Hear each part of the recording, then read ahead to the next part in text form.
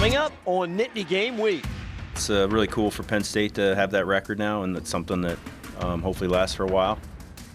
It certainly takes a while to break it. Almost 6 years. Penn State secures their 78th consecutive dual meet victory. Why the difficulty of this accomplishment may not be fully appreciated. Getting some of our young freshman talent into the mix of competition and being able to get them some of the reps. The men's gymnastics team opens up their season with a victory. What to expect from a program that always expects nothing short of excellence in competitions. And here he comes, College Football Hall of Fame. Which legendary Nittany Lions running back will be immortalized with the rest of the sport's greatest players? This is Nittany Game Week.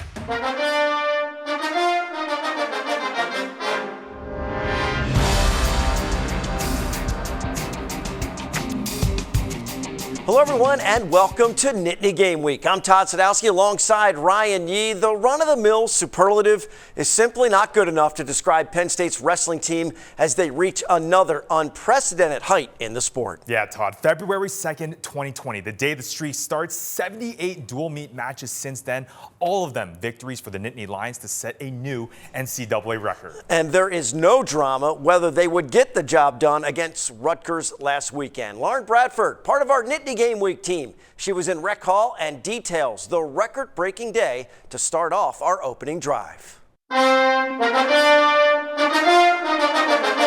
February 2nd, 2020 to January 10th, 2026. A record years in the making now belongs to the Nittany Lions, as Penn State wrestling reaffirmed why they are the dynasty in college wrestling.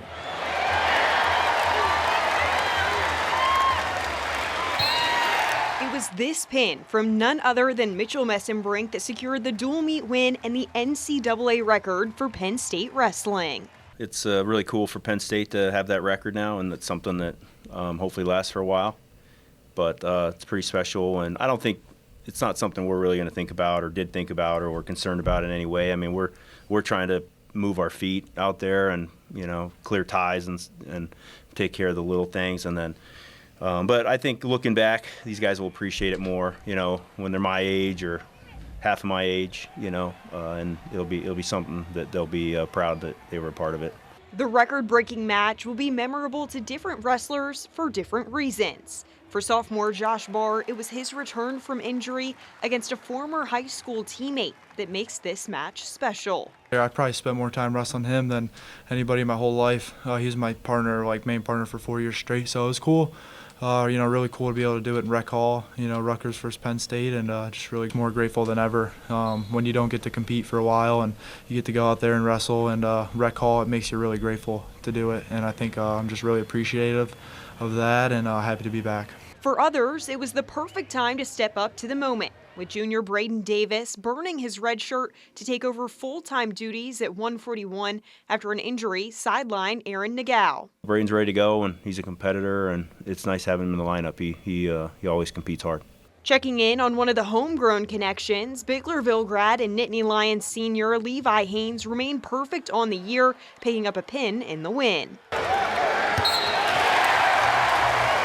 While the record may just be another chapter added to the history books for the program, those who took the mat as part of the historic meet carry the legacy of those who came before and paved the path to make this possible. I walked into the record, obviously it's my freshman year, so I wasn't a part of all this stuff prior, but it's just an amazing feeling to be a part of such a great and such a cool thing. And I think it's just, I don't even have words to describe how grateful I am to be a part of the team, and it's just super cool that records come along with that stuff.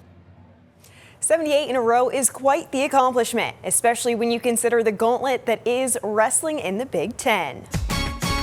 Thanks, Lauren. Different story for the men's basketball team, which continues to search for their first win in conference play. And once you enter the teeth of the Big Ten schedule, there is no let-up when it comes to quality opponents. And that includes some visitors from the West, as UCLA takes the floor at the Bryce Jordan Center for the very first time. The Bruins on the floor in State College Wednesday night. Low-scoring first half, so we pick up the action After the break, that's when the defense leads to some offense. Penn State with the steal. Then they've got numbers going the other way. It's a 4-on-2. Mason Blackwood finishes in the lane, and the Nittany Lions creep a little closer to the Bruins. Dominic Stort with a team-high 16 points on the night. He grabs the long rebound, and he heads the other way. All alone in the lane, no matter, drops it in, plus the foul. It's a one-possession game. Moments later, more from Stort behind the arc, and he's going to drill it. Penn State moves back in front. That is not where they stay. The Bruins run away down the stretch for a double-digit victory, 71-60. Nittany Lions fall to 9-8 overall, 0-6 in the conference. Yeah, it's super frustrating. I mean, like, close doesn't get you the win. It doesn't mean nothing. It's still a 0 in the column. So, I mean, it's definitely frustrating. But, I mean, we want to win. We don't want to be close. Got to figure it out, and keep pushing. Like these guys, you all saw that we played really hard. We trying to play the right way. We make some. I think we make some mental mistakes. Some of it is inexperience. Some of it is we're moving some guys around and playing extra minutes and playing different positions. But you still got to find a way. No excuses. PSU 0-6 in the Big Ten. Next up, a 12 noon tip-off on Sunday afternoon at Maryland. And the next home game is the return to Rec Hall on Thursday night against Wisconsin. We stay with hoops and talk about the women's squad. Similar situation right now with a 7-game losing streak to begin conference action. Latest setback comes in Columbus at Ohio State as they surrender 108 points to the Buckeyes. Now this is action against Illinois in the Lions' last game in the BJC this season. They hang close in the first half before falling 92-76. The defense is a big issue at the moment. They've given up 305 points in the past 3 contests. All remaining home games take place in Rec Hall, including this Sunday's 1 p.m. matchup with Rutgers. A lot of expectation heading into a brand new year for the men's gymnastics team, entering 2026 ranked 7th in the country. And what better way to get off on the right foot than starting with a big meet win over Army. Fresh off the 311.3 to 297.6 victory over the Black Knights this past Sunday, the Nittany Lions were right back to work, expectedly so for a younger team compared to last year's Big Ten regular season champs. In fact, 5 of the 12 athletes in the starting lineup against Army are freshmen and made their first collegiate appearances for PSU. Matt Underhill, who led the young group and finished with a hat trick of event titles at the meet, says getting that experience in early on is vital. I would say the highlight for our meet against Army, obviously besides winning, which, who doesn't like winning, was really getting some of our young freshman talent into the mix of competition and being able to get them some of the reps. Having 6 or 7 new members to our roster, that was very important, and obviously really liked what we did out there. There's a lot of room for improvement, but would say the first meet was a success in terms of looking forward to the whole season. The Nittany Lions now take a trip out to West Point on Army's home turf for the West Point Open this weekend. One member of the women's hockey team goes from wearing blue and white to representing the red, white, and blue. Why there's so much excitement for Tessa Janicki's Olympic berth on Team USA coming up. More Nittany Game Week is on the way. The opening drive is sponsored by R&R Express. Every shipment moved contributes to autism research and inclusion through the Excel Foundation. Learn more at wearerr.com. These are more than just trucks. Every shipment moved by the R&R Express family of companies contributes to the Excel Foundation for Autism Research and Inclusion, funding safe spaces like the sensory room at Penn State's Beaver Stadium and a special event sensory trailer, and giving thousands that were unheard a voice. Now is the time to amplify non-speaking voices and drive meaningful change. These trucks are powered by purpose. Every week, our groundskeepers are meticulously mowing, painting, repairing any damage from the previous game in preparation for Saturday. Our contributions to the team are providing safe playing surfaces for the athletes to showcase their abilities on. There's a lot of history here. Being able to be a part of that has been incredibly special for me.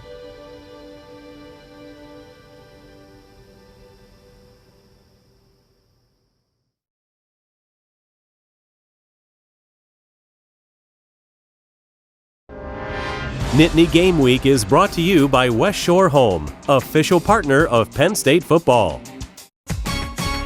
Welcome back to Nittany Game Week. History will be made for one Penn State athletics program in February as women's ice hockey captain Tessa Janicki trades in State College for Milan, Italy. She'll become the program's first player to represent Team USA in the Olympic Games. Nittany Game Week's Lauren Bradford talks with Tessa about her path to the Olympics.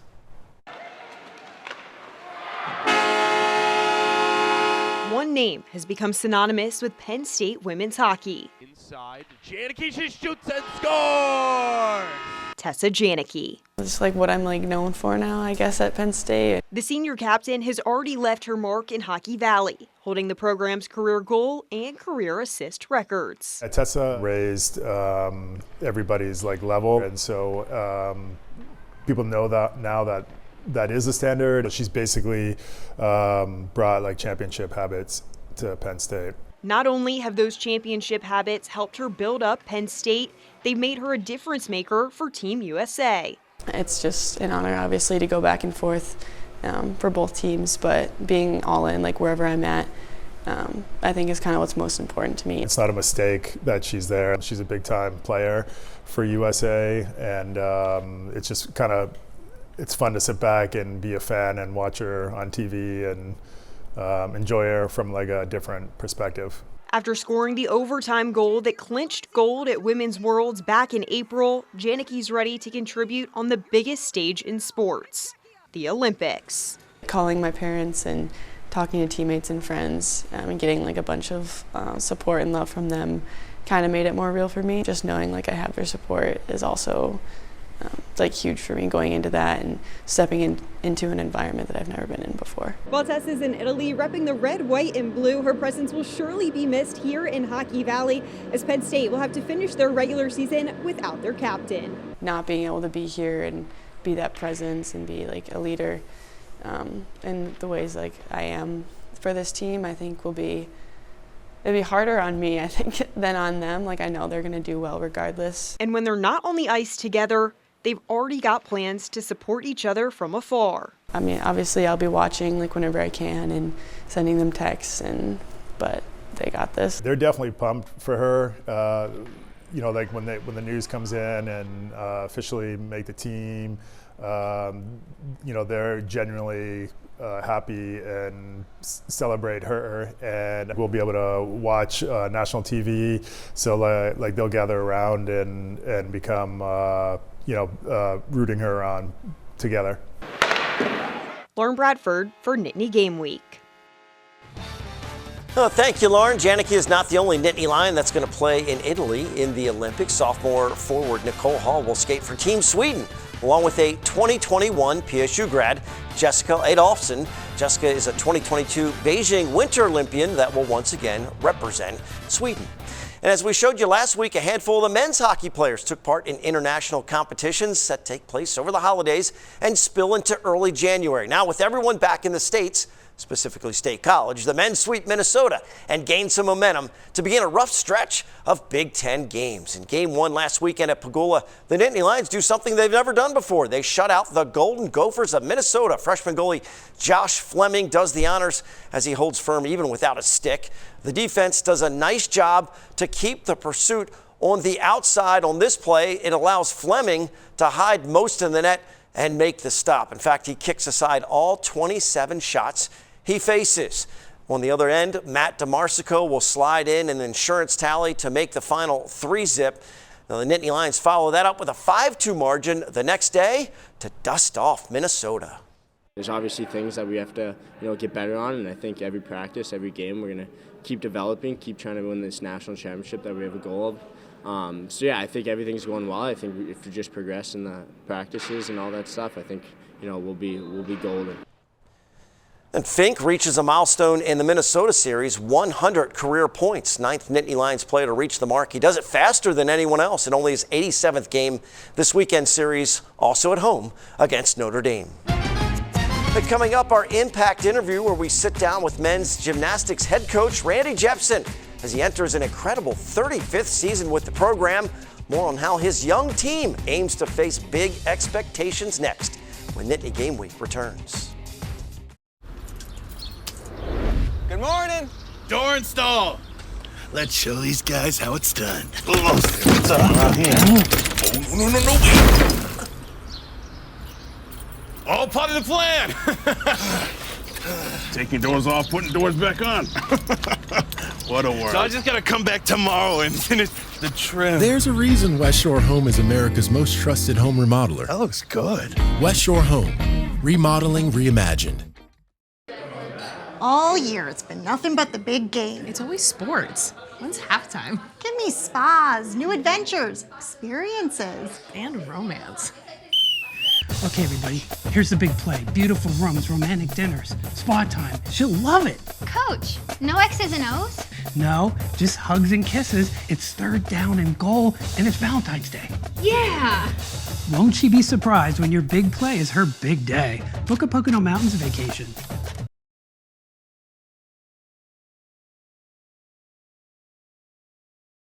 Impact Interview is sponsored by the Pocono Mountains, where small-town charm meets big adventures. Book your trip today by visiting PoconoMountains.com. Welcome back to Nittany Game Week. This week in our Impact interview, we got a chance to catch up with Penn State men's gymnastics head coach Randy Jepson. And with the high expectations heading into his 35th year at the helm, it's safe to say Jepson has seen it all and is ready to lead a young Nittany Lions group this season. Every year is different, and the team is different. The challenges are different, and this year's, exactly like that. There's always challenges, and it's a challenge to go to work every day. You're coming off of a season where you guys did pretty well. Obviously, the Big Ten regular season championship, 5th overall at the national championships, and you're heading into this year with high expectations, 7th overall ranking heading into this year. How do you approach that, and how do you match that expectation that you're heading into this new year when you do have, I guess, for lack of better terms, a different identity here? Yeah, completely different identity. We lost a lot of routines to graduation from our team last year. But the exciting part about that is you bring in a new group who's ready to go, and a lot of new teaching. You got to teach culture, buy-in, and these guys have really embraced that. I'm excited because even though we graduated a lot, the guys we brought in are pretty talented, and so the start values are comparable. It's just going to be a question of making sure that they learn what it's like to actually compete at a high level and what the standards are that we have, and to be ready to go day in and day out. And how do you teach that to the younger athletes, the freshmen that come in, when you step into a program where you have those banners on the wall, you have the success that you've seen as recently as last year, and you have them buy into that and kind of embrace something that is so large, but probably something they've never experienced before, and they got to step right in and kind of make an impact. How do you ease that transition, per se? Yeah, you talk about the banners on the wall. Yeah, there's a bunch of those, but I look at the empty space, and that's what is theirs. That's their space, and they get to fill it, and that's what they're called to do. So yeah, there's a high calling, but there's a lot of expectations, but they haven't done anything yet. So you got to go out and earn it, and getting that across and enjoying that process as you go is really important. We want our guys to have a great time and make this the experience of their life.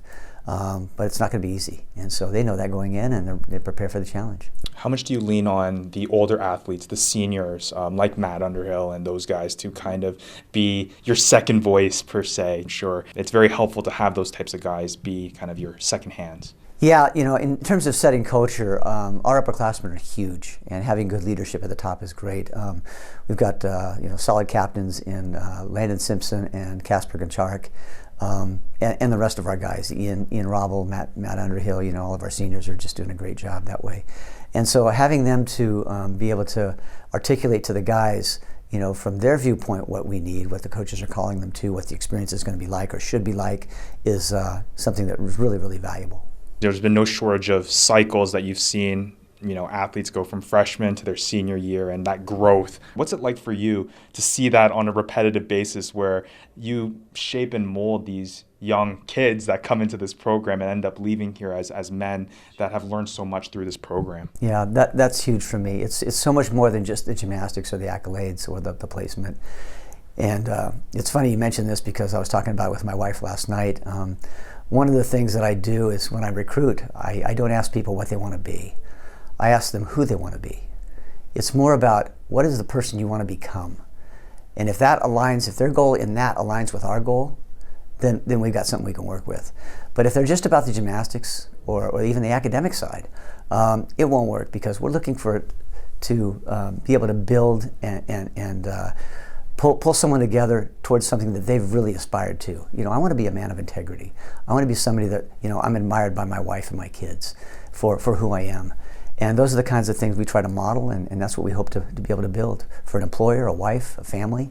That's what it's all about. How much is it enjoyable? Like, you've been doing it for so long, but it seems like you step in this office, you get to work, you go into the gym, you're helping the guys out. Like, you must love doing this for as long as you've been doing it. Yeah, there's challenges along the way, no question. But when you look at the big picture of what we're getting to do and what you're getting to accomplish, it's really rewarding, very, very rewarding. And I'm doing it at a place that I absolutely love. The people of Penn State, both now and all before, and our alumni across the board, it's just a great family to be a part of. And so I'm so grateful that I got to be a part of it and get to do it every day. And I guess just to follow up to that then, just being able to bring that success here for those people, right? Penn State is a special place, State College is a special place. It's got to be that much more rewarding that when you bring that success, it's for a place that is so special. Oh, sure. Everybody loves a winner, and that's what we always want to be, but not just in the athletic arena, but everywhere around. Appreciate the time with head coach Jepson sitting down with us. We wish the best this season. Make sure you go to nittany-game-week.com for all of our Impact interviews, along with other web-exclusive content. Don't go anywhere. Still to come, here he comes to the Hall of Fame. The next Nittany Lions player that will be immortalized with the rest of the college football greats. That, plus our Dean's List and Pride Picks. We're heading into the final minutes on Nittany Game Week. It's the Pocono Mountains. We're in the fun business. With our world-class water park resorts, when it's cooling down outside, it's still summer inside. Our cutting-edge attractions are just so much fun, both indoors and out. You decide, then completely unwind from that fun-packed day. 3 great water parks, all in one awesome place. The Pocono Mountains. It's in Pennsylvania, the great American getaway. These are more than just trucks. Every shipment moved by the R&R Express family of companies contributes to the Excel Foundation for Autism Research and Inclusion, funding safe spaces like the sensory room at Penn State's Beaver Stadium and a special event sensory trailer, and giving thousands that were unheard a voice. Now is the time to amplify non-speaking voices and drive meaningful change. These trucks are powered by purpose.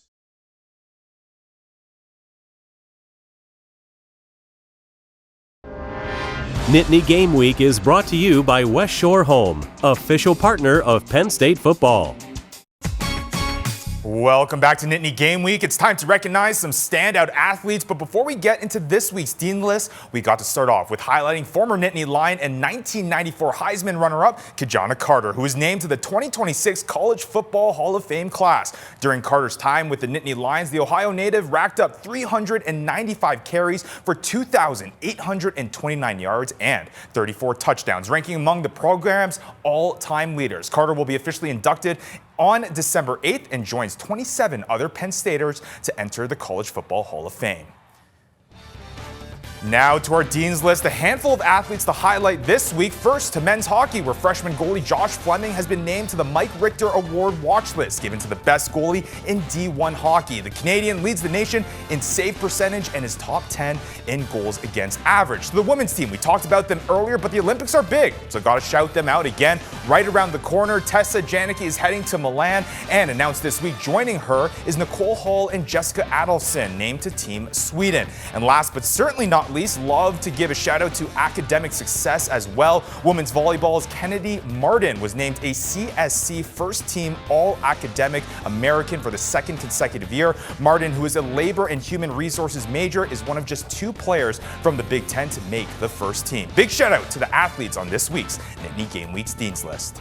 Good stuff there. Now, we're bringing PSU fans and alumni together with our Nittany Connect network at nittany-game-week.com, partnering with businesses that support the show and letting our viewers know about their great products and professional services. Make sure to check out nittany-game-week.com for all of our web-exclusive content. Airtimes for all of our network of stations, previous episodes, and interviews can all be found at one convenient location, nittany-game-week.com.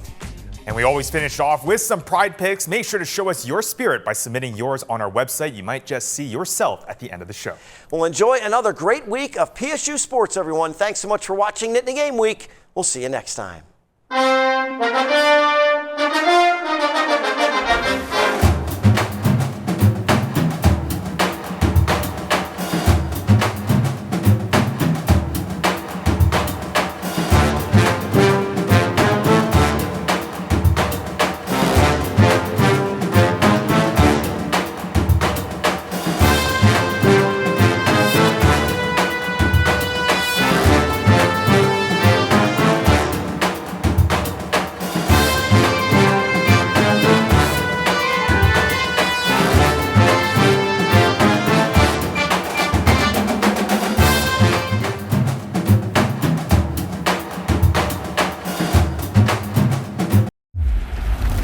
Every week, our groundskeepers are meticulously mowing, painting, repairing any damage from the previous game in preparation for Saturday. Our contributions to the team are providing safe playing surfaces for the athletes to showcase their abilities on. There's a lot of history here. Being able to be a part of that has been incredibly special for me.